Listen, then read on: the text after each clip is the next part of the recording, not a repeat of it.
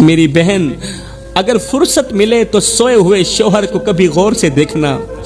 یہ وہ شخص ہے جس کا کبھی آپ کے ساتھ کوئی رشتہ تھا ہی نہیں،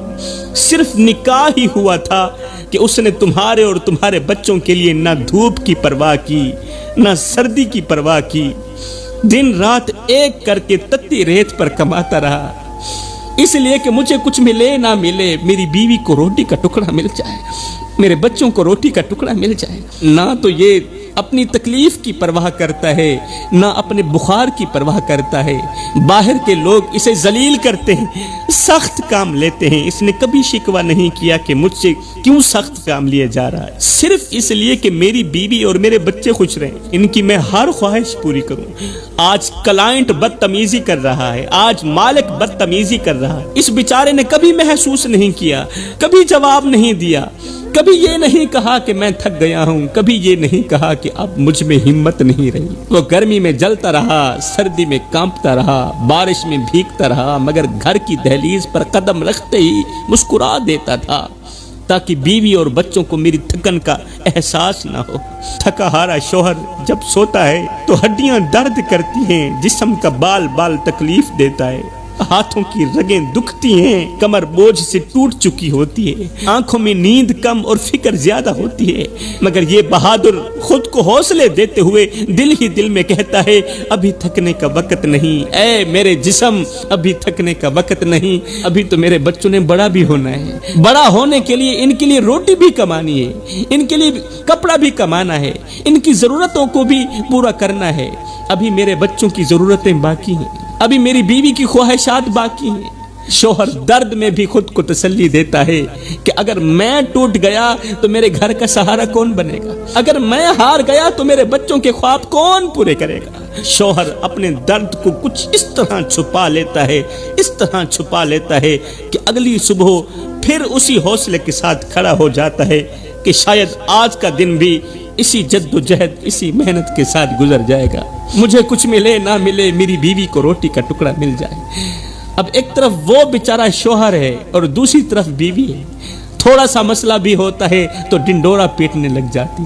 اور بار بار ایک ہی جملہ بولتی ہے کہ تو نے میرے لیے کیا ہی کیا،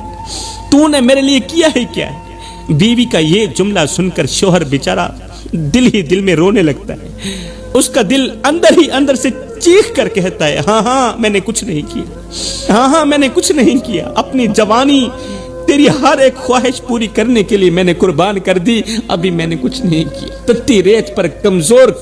کندھے پر بوجھ اٹھاتا رہا، بوریاں اٹھاتا رہا، ابھی میں نے کچھ نہیں کیا۔ مالک کا غصہ برداشت کیا، لوگوں کی باتیں سنی، ذلیل و خوار ہوتا رہا، کس کے لیے؟ تیرے لیے اور تیرے بچوں کے لیے ابھی میں نے کچھ نہیں کیا۔ راتوں کو تھکا ہوا جسم لے کر آیا مگر بچوں کے لیے مسکرا کر بیٹھ گیا، نہیں کہا کہ میں تھکا ہوا ہوں، ابھی میں نے کچھ نہیں کیا۔ اپنی خواہشیں مار دیں،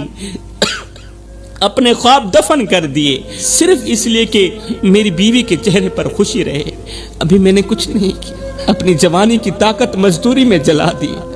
ہاتھوں کی لکیروں کو محنت کی دھول سے بھر دیا، کبھی اپنی تکلیف کا ذکر نہیں کیا، کبھی اپنے دکھ کا حساب نہیں مانگا، صرف ذمہ داری ہی اٹھاتا رہا، اس سوچ کی بنیاد پر کہ مجھے کچھ ملے نہ ملے میری بیوی کو روٹی کا ٹکڑا مل جائے، میری بیوی کی ہر ایک خواہش پوری ہو جائے۔ ہاں ہاں شاید میں نے واقعی کچھ نہیں کی۔ میری بہن،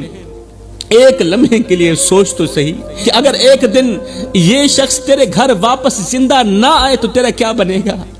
ایک دن تیرا شوہر تیرے گھر واپس زندہ نہ آئے تو تیرا کیا بنے گا؟ وہ دروازہ جو ہر شام تیرے شوہر کے قدموں کی آہٹ سے کھلتا ہے، کیا وہ دروازہ ہمیشہ کے لیے بند نہیں ہو جائے گا؟ وہ کرسی جس پر یہ تھکا ہارا مسافر بیٹھ کر سانس لیتا ہے، وہ کرسی خالی رہ جائے گی، پھر تو اسی خالی کرسی کے سامنے بیٹھ کر اپنے دکھڑے سنائے گی، روئے گی، آنسو بہائے گی، مگر اس وقت کوئی جواب دینے والا نہیں ہوگا۔ پھر تمہیں یاد آئے گا کہ یہی وہ شخص تھا جو اپنی تھکن چھپا کر مجھے مسکرا کر دکھاتا تھا،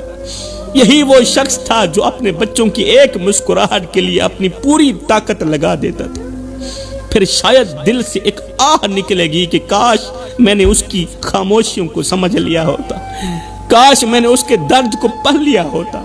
کاش میں نے کبھی اس کے سر پر ہاتھ رکھ کر یہ کہہ دیا ہوتا کہ تم تھک گئے ہو، تھوڑا سا آرام بھی کر لو۔ کیونکہ اصل سچ یہ ہے